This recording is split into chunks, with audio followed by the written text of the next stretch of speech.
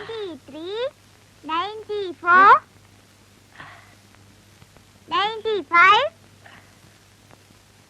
96, 97, 98, 99, 100. Just കുറച്ചുകൂടെ ഒന്ന് വെള്ളപ്പായ ഞാൻ കമലിനെ പോലെ ആവും. കമലിന്റെ ഡാൻസും മമ്മൂട്ടിയുടെ അഭിനയ ശേഷിയും കൂടെ ഉണ്ടെങ്കിൽ കസറും അല്ലേ ചാലു? ഒരു വാലും കൂടി വെച്ച ശരിക്കും കസറും. എടി നീ അങ്ങനെ തന്നെ കളിയാക്കൊന്നും വേണ്ട. ഒരു ദിവസം നീയും വരും ഒരു ഓട്ടോഗ്രാഫ് എന്റെ ഒപ്പ് വാങ്ങിക്കാൻ. ഓ പിന്നെ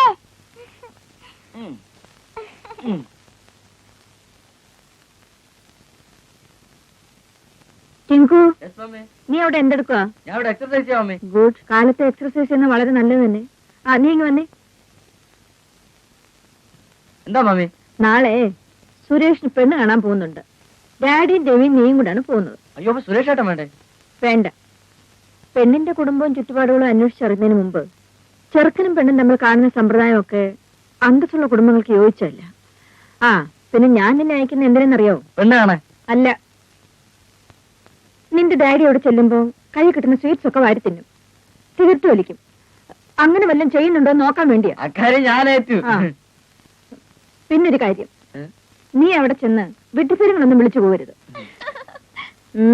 സോറി മുത്തശ്ശി. ഓ, ഇവിടെ നിന്ന എന്റെ ലൈഫ് സ്പോയിൽ ആയത് തന്നെ. ഒരു സിനിമ നടനാൻ പറ്റുമെന്ന് തോന്നുന്നില്ല. വല്ല പൂന ഇൻസ്റ്റിറ്റ്യൂട്ടിലും ചേരാന്ന് വെച്ചാൽ പൈസ ഇല്ല. ദൈവമേ, ഒരു കൊച്ചു കലാകാരന്റെ കൂമ്പടയുന്നു.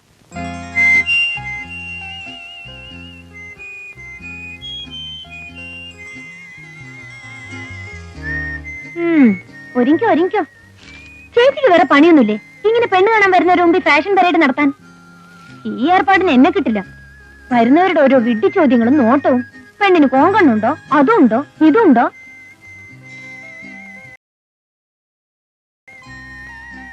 ഞാനാണെങ്കിലേ ആദ്യം ചെറുക്കനെ കണ്ട് ഇഷ്ടപ്പെട്ടാലേ ചെറുക്കനെ പാർട്ടി വീട്ടിൽ കയറ്റു.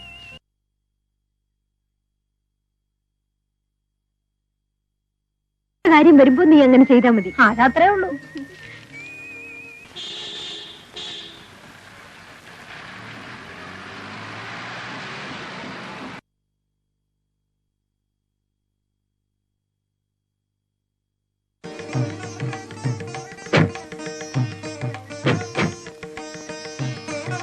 വിശ്വനാഥൻ, നമസ്കാരം. നമസ്കാരം. ഓ,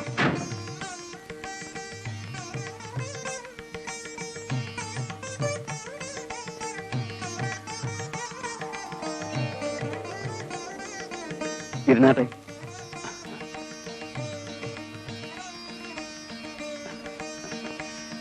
യാത്രയൊക്കെ സുഖമായിരുന്നു. അസുഖം വന്നേ പിന്നെ ആദ്യമായിട്ടാ ദൂരയാത്ര. ചേച്ചി, അവര് വന്നു തോന്നുന്നു. പാർട്ടി ഇങ്ങനെയുള്ള ഞാൻ നോക്കിട്ട് വരാം.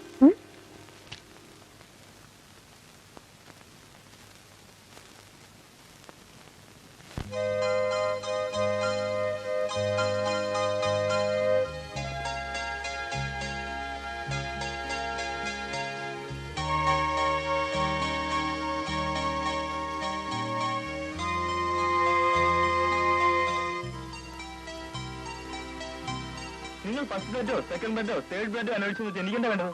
ഞാൻ കണ്ടിട്ട് നാളെ തിരിച്ചു കൊടുക്കും. അപ്പൊ കണ്ടാ മതി. ഓ, കൽപ്പനയായിരിക്കും. അതെ.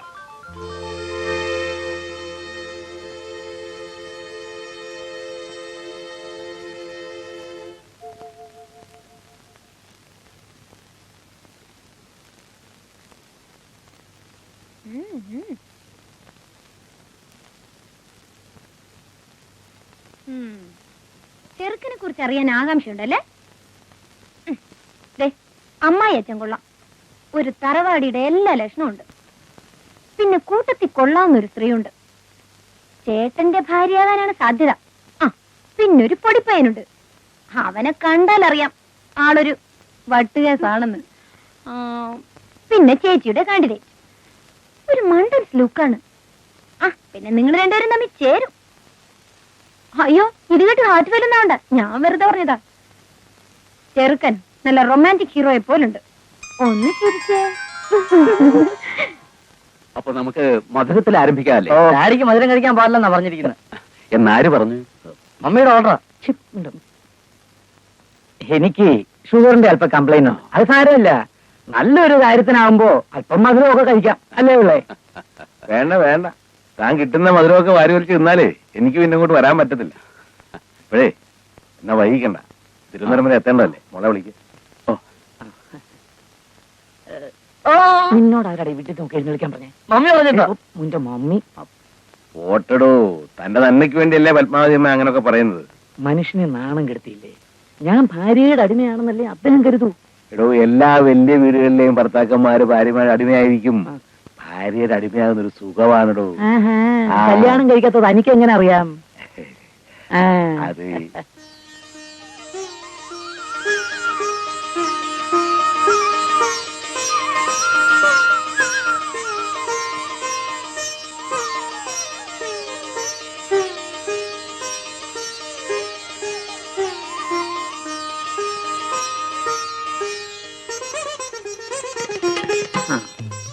പെൺകുട്ടികളായാൽ ഇങ്ങനെ അടക്കോ ഒതുക്കോ ഒക്കെ വേണം. മോളിരിക്കെ.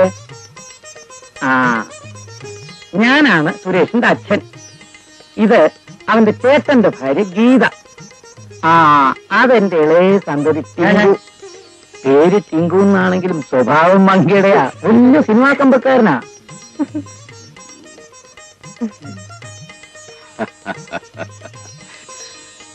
ഇത് സുരേഷിന്റെ അനിയൻ രവി, ഡോക്ടറാ. അപ്പൊ ചെറുക്കം വന്നില്ലേ? അല്ല, അവൻ വരായിരുന്നു. അപ്പഴാ ഇൻകം ടാക്സിന്റെ പ്രോബ്ലം. ലക്ഷക്കണക്കിന് പോലെ പ്രശ്നം പോകാതിരിക്കാൻ പറ്റുമോ? ഇൻകം ടാക്സിന്റെ പ്രോബ്ലം ഒന്നുമല്ല. ചെറുക്കൻ ആദ്യം പെണ്ണിനെ കാണാൻ പോകുന്നത് അന്തസ്സാടാണെന്നാ മമ്മി പറഞ്ഞത്. അതാ ചേട്ടൻ വരായിരുന്നത്. മതി മതി, ഇവർക്ക് എന്തെങ്കിലുമൊക്കെ സംസാരിക്കാനുണ്ടാവും. സംസാരിക്കട്ടെ. ഇവിടുത്തെ തോട്ടത്തിൽ കുറച്ച് നല്ലൊന്നും ചെടികൾ കണ്ടു. നമുക്ക് അതൊക്കെ ഒന്ന് നോക്കാൻ പോവാം. ആട്ടെ, വന്നാട്ടെ.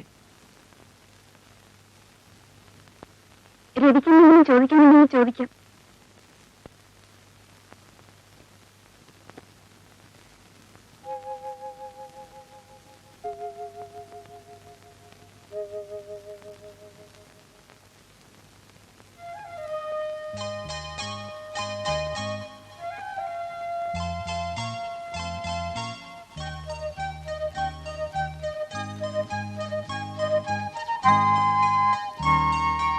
എന്താ ഡോക്ടർ സാർ വല്ലാതെ വേർക്കുന്നത്?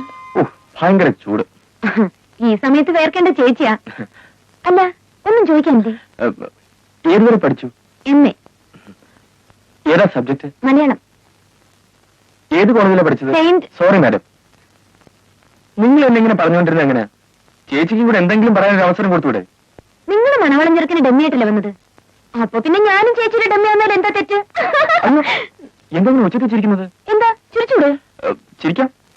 ഏതായാലും പെണ്ണ് കാണാൻ മമ്മി വരാതിരുന്ന ഭാഗ്യം. എങ്കിൽ ഈ ആലോചന ഇവിടെ വെച്ച് തീർന്നേനെ. ഭഗവാനേ.